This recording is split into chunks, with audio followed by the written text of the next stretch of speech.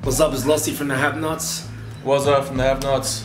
We're going to talk a little bit about our new project, Rise Above, explain the tracks, what they're about, how they were made, lyric-wise, beat-wise, just little stories behind them, so that you guys understand better where we're coming from with this one and connect with our music a lot more. The title, Rise Above, for me, it means an evolution of us rising above the level that we're at, personally, career-wise, you know, internally, with how you feel about your life, and it reflects in a lot of those stories that are on, in the lyrics that are on the actual EP. It's a lot of it's about overcoming, a lot of it's about there's a bit of struggle in there, and there's a lot of evolution, and it's Rise Above is a saying that one of my friends used to say to me every time I would kind of do my head in about stuff and get down about things. So yeah, that's what it means to me.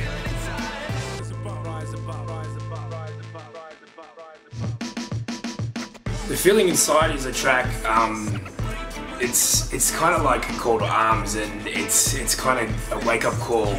It's supposed to be inspiring, and to me it's like I'm just kind of saying a word that means a lot to me, is the word believe. Almost like, I've never got any tattoos, but I almost got it tattooed on me when I was younger, and I think believing is a big part of like doing music. You have to believe in what you're doing, you have to believe in yourself, and you have to believe there's a greater mission and a greater, bigger picture that's always going on. If you don't have that, you know, you can be the most talented person in the world, but no one will ever know. So yeah, The Feeling Inside is just about kind of getting there and getting over yourself first, and then moving on to evolve into the person you're supposed to be. And yeah, that's the people that can hold you back on the way to doing that. And, yeah, that kind of journey.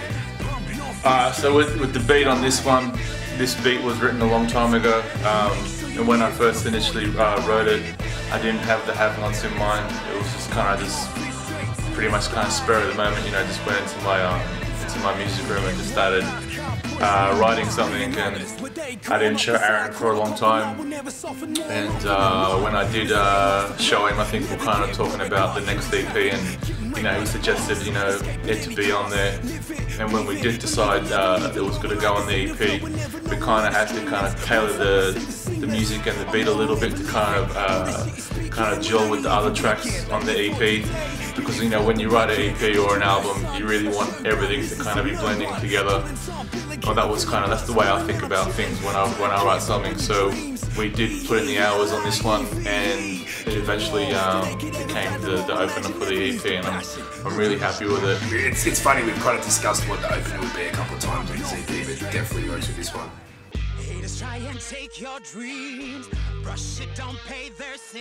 This one was probably definitely one of the first ones that I kind of had in mind when writing the next Havknotz EP. Took a bit of work as well. A lot of our songs on this, the EP took a bit of work, because I just knew that with these beats I wanted to kind of evolve from the last EP. Yeah, Pave the Way, lyrically, it's actually a diss track, so it's about someone that was here and now they're not here anymore. And when that person hears the track, they'll definitely know it's about them. I had an intro kind of shit talk bit I had at the start, you know, you can't soar like an eagle when you're surrounded by turkeys type of vibe. We didn't actually leave that in the song, but that's what it's kind of about. And yeah, we've got Arnold Olsen on there as well. I did like a co-write with him on the chorus, so like, you know, I've kind of got a melody for him and some basic words, and then he kind of filled in the gaps with that.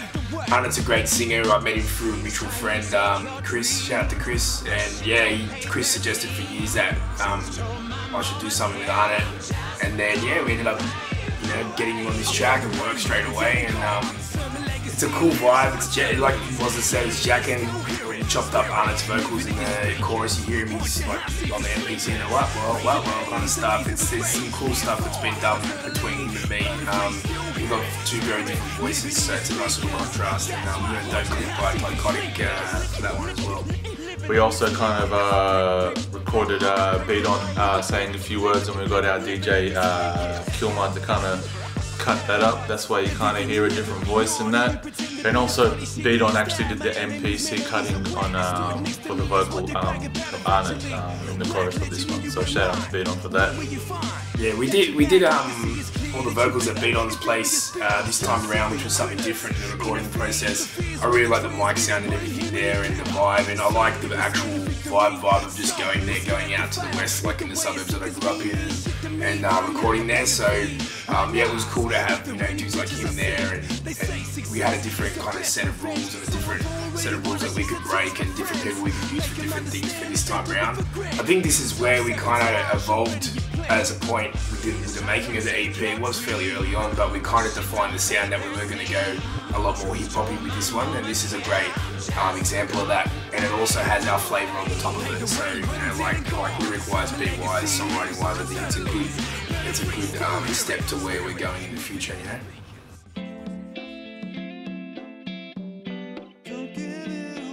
Wild Child is an interesting one. It was the secret. I wrote that one on my toilet because in my old house I was living in, I had a guitar in the bathroom, and I even had like a tablature poster, not a tablature poster, like a chord poster of guitar chords, so I would just sit down and just learn some new chords. So yeah, after I finished, my toilet room session, I went down into my music room and kind of tracked the guitars and mapped out the beat on the MPC and showed it to Losty. Losty really liked it and was vibing on it. We also have Cactus singing on this one. It's a great hook from Cactus. I wanted to write something, to make a song that was kind of universal in theme, and I sat there for a bit and I was like, what's something that everyone can relate to? I went through topics in my head, and I just it didn't take long to kind of just think of something along the lines of growing up from like the age of kind of like 18 to 30.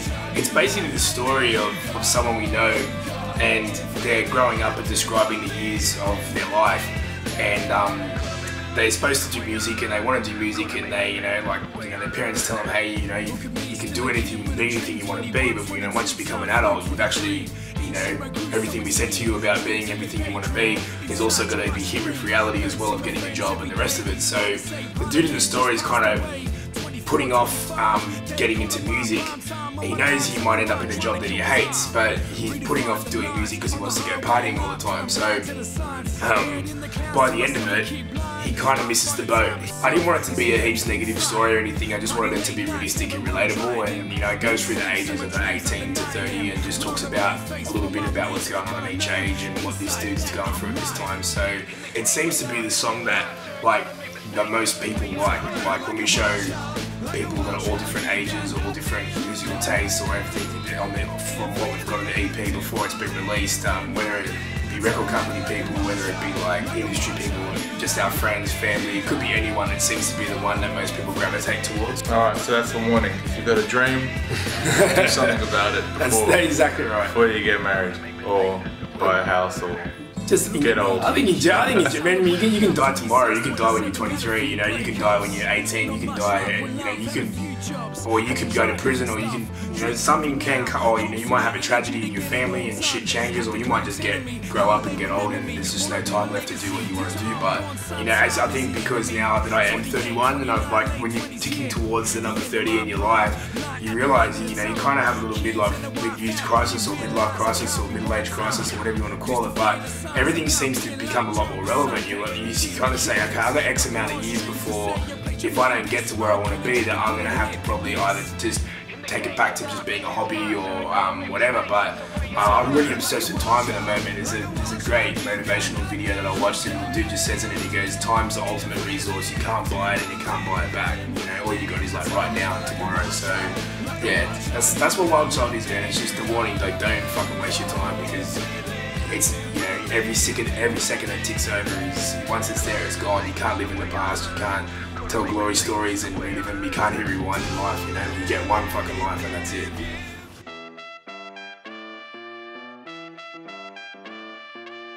This one kind of came about when we kind of kind of thinking about what direction the EP should go in, and was kind of like one of the ones that we kind of said, yeah, this one is the right step for us, and it's more of a kind of like a tribute to kind of like the 90s style of making beats, of just kind of, you know, cutting up a lot of samples, mashing them together just to kind of make some dope vibe. And I think I captured that well on this one.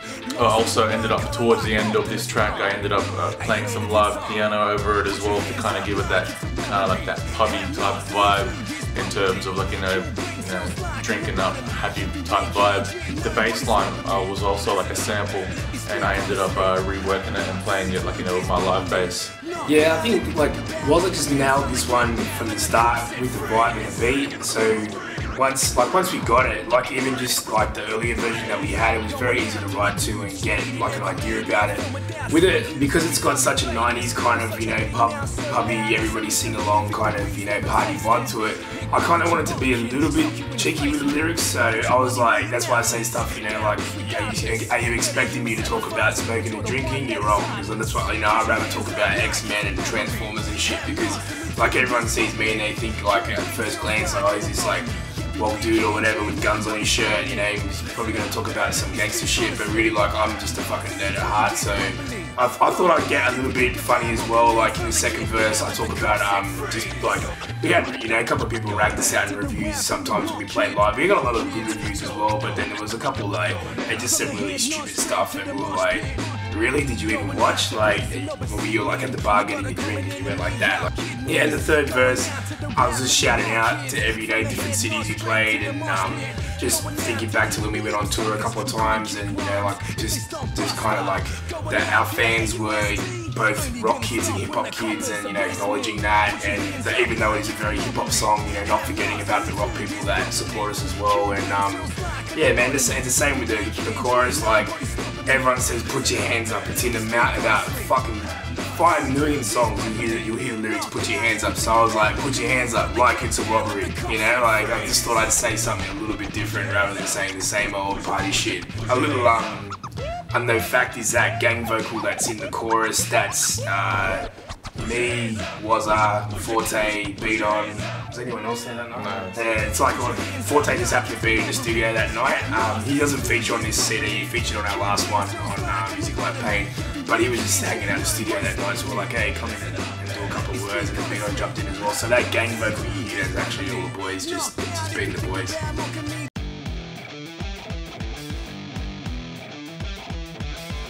This next one, Belly of the Beast, a lot of people that have seen us play live would probably know this song is called I Find. The story behind the title change is that simply we had a song called I Find in a previous band, it's still registered with APRA, so rather than have to go through all the red tape of having 2 songs of I Find, we just decided to change it, the title of it. So if you've seen us live, or if you've seen any things on YouTube or anything like that with the title I Find, you know this is what we're actually talking about, Belly of the Beast. This song is actually pretty old. It was a rough version from the previous band with lyric-wise, and it's got the same chorus. And the perspective that the raps are coming from, the first verse I'm talking like I Waza, so you'll hear me saying stuff like talking about guitars and stuff, and you probably wonder like, what the fuck, like Losty doesn't even play guitar, what the fuck are you on about, like, you know, like who the fuck are you, mate? So the first verse is me speaking for Waza with my lyrics, and then the second verse is me speaking as me. So yeah, man, it's a song about overcoming, really, and just like anyone that's taking space in your head. You've only got so much amount of brain energy you've got every day to delegate to tasks, to the things that you want to do, and then you're going to have all these outside influences, whether it be, you know, fucking people that are your friends that aren't really your friends that are fucking around your time. Could be your ex-girlfriend or current girlfriend that's not really meant to be. It could be like your boss. But there's people out there that, you know, it could be your parents, it could be the police, it could be anybody that's like stopping you from doing exactly what you want to do that particular time or that day, you know. So it could be someone pulling you over for a breath test, or it could be someone giving you a parking fine, it could be a teacher at school telling you gotta go to detention. Like, there's some lyrics, Dad, why do you hate what I play? You know, my father was never really kind of, I guess, appreciative and understanding of my music, and he wanted me to kind of choose something else, like as a career-wise, for life, I guess. But I was always felt very strong about music, and yeah, kind of still to this day, it's kind of uphill battle with my dad with, you know, career choices and stuff. Yeah, and so with the beat as well. It's a really old song, this one. I even wrote this one even before I had a kind of computer set up. I just had a 4-track, and I wrote this one, you know, with live instruments. You know, I started off with the guitar riff, and then I ended up playing some live drums, and I just kind of cut a really rough demo with the changes, and you know, that was sitting around for a long time, and eventually I just kind of exported the tape to digital and sent Losty just like the rough demo of it. And I remember he called me up once, I think he was driving over Anzac Bridge. Right next to IMAX, yeah. I still remember exactly where I was. And you go, fuck man, this bangs, you know, we're gonna use this is dope. And in the studio, we ended up getting our engineer Dean Del Castro to play the live drums, and I just did the guitars and bass on it. And we eventually just cut everything up, drums and guitar, just to kind of give it that kind of cut up vibe instead of having a more like a live band feel. Just wanted to kind of cut up shit style. Yeah, so that's that one, a really old one, and we even changed the name for this release, Belly of the Beast.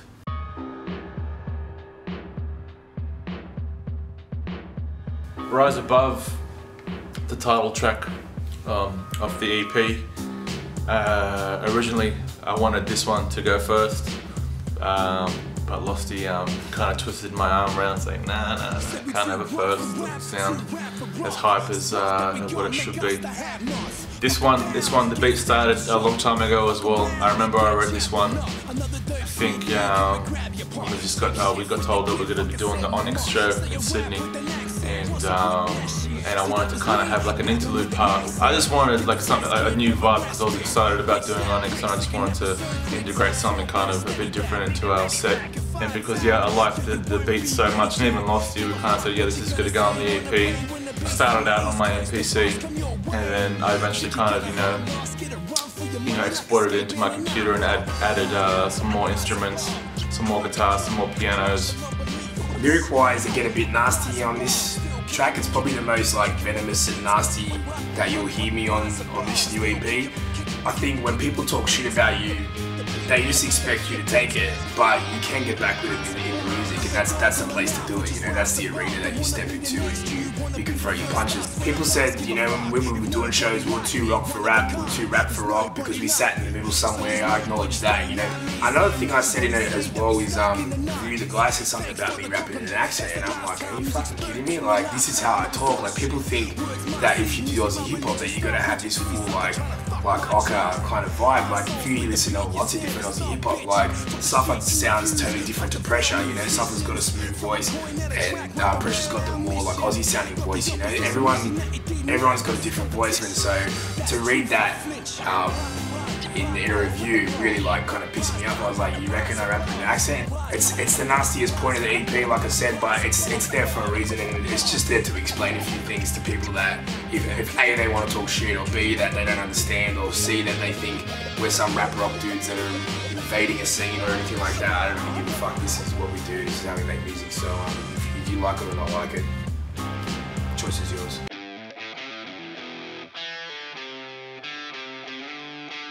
Alright, Fade Away. This was another one I wrote on the toilet. Hate to say it, but I did. It's the shit, man. Shit, yeah, in other words, it's the shit. Yeah, I wrote that one on the toilet.